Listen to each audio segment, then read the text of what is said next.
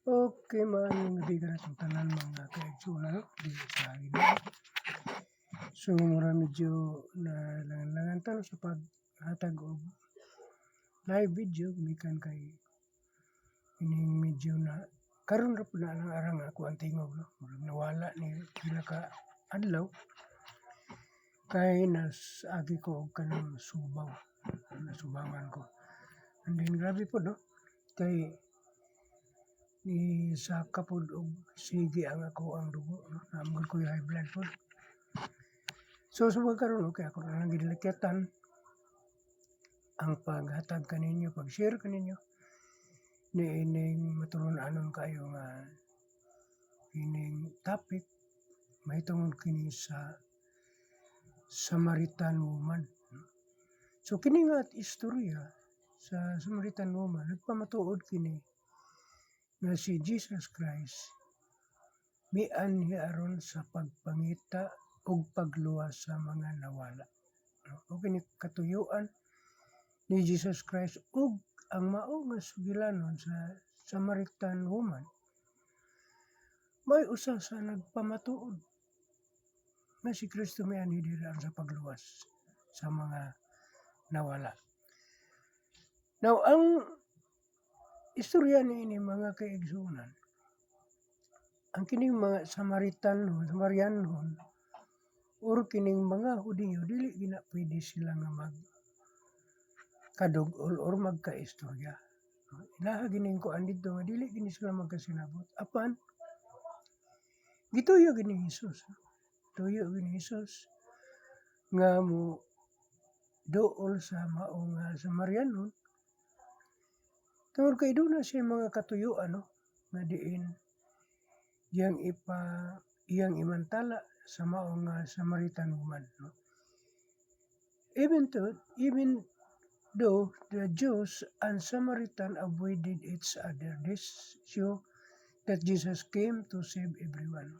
Dili gidunta ni sila angay nga magkaduol ang Jews ug ang Samaritan. Apan miani si Kristo, miduol si Kristo aron sa paghatag ug kining pag sugid sa mga kamatuoran nga diin angay buhaton sa matag usa ka katawhan. Okay, panayta no. Lucas 19 verse 10 no. Kaya ato manggod ang text manggod ato ani 4:1 no. So 4:1 to John 4:1 to 30 no. Ang ato ang kining teksto ani no. Pan sige lang no. Ato ning tagsa-tagsa no ang mga verse. So sa Lucas 19 versikulo 10, for the Son of Man is come to seek and to save that which was lost. No? Yan ni Jesus aron pangitaon og luwason ang mga nangawala. So muna siya usa sa tuyo. Now sa ikaduha nga bahin, Jesus gives living water. Main verse na to ani is John 4 verse 10. No? He would have given the living water. The living water refers to eternal life and spiritual satisfaction found only in Jesus Christ. No? Pasabot. Pasabot mga kaigsunan ko, buti pasabot ni ini nga ang living water nagpasabot sa kinabuhing walay katapusan ug espirituhanong katagbawan nga makita lamang kang Hesus Kristo. O kani usa no sa mga katuyuan. Matod pa sa John 7 verse 37 to 38, if any man thirst, let him come unto me and drink. So kinahanglan kung kinsa katong giuhaw, let him come unto me, pasagdi nga muduol kaniya og mo inom. Isaiah 55:1, come ye to the waters. So muna usa sa mga katuyuan ni Jesus Christ nga alang sa katong giuhaw, so duol ka mo. No? Only Jesus can satisfy the thirsty soul. Walay lain nga makatagba sa kauhaw sa gipang uhaw nga mga kalag. Si Jesus lamang ang makatagbaw sa gigutom o giuhaw nga mga kalag. Okay. Ikatulo, Jesus knows our life. Okay. Anong bersikulo ni mo ang John 4:16-18? Jesus knew the woman past and present life, yet he still showed grace and mercy. Buti ba sabot? Nasayo si Jesus sa nangagi og kasamtangang kinabuhi sa babae. Apan gipakita gihapon niya ang grasya og kaluoy. No? So grabe nindot kayo no ang gihimo ni Jesus Christ sa mao nga babae. So mo kana nga ang pagpamatuod sa Salmo 139 verse 1 and 2 gaingon didto, O Lord, thou hast searched me and known me. All things, Hebreo 4:13, all things are naked and open unto the eyes of Him. No? We cannot hide anything from God. Walay matago, gikan sa Diyos. No? Ano man? Kay katong nasayod si Jesus Christ, unsa ang kahimtang sa bahay kaniadto, yung naagyan, pas. Gisulti na ni Jesus Christ nga, adunay siya'y pila, 5 or 6 kabana, no, ang iyang lagi. So nahibaw ni Jesus Christ ang kasamtangang kinabuhi sa pining babae nga Samarianon.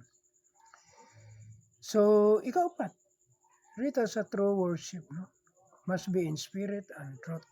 No? John 4:23-24. No?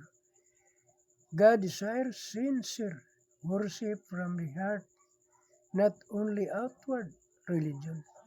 Buti pa sabot.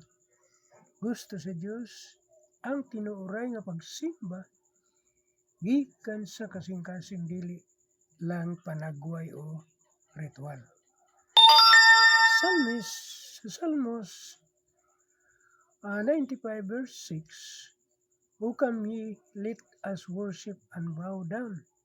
Romans 12:1, present your bodies a living sacrifice. So, muna yung mga pagpamatuod o pagsimba ngadto sa Diyos.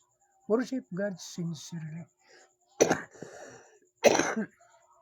Sincerely, every day.